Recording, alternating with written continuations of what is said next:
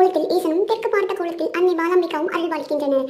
நாகங்களின் அரசரான கார்கோடகன் தன் உயிரை காப்பாற்றிக் கொள்ள தவம் இருந்து ஈசனை பூஜித்த தலம் காமரசவல்லி.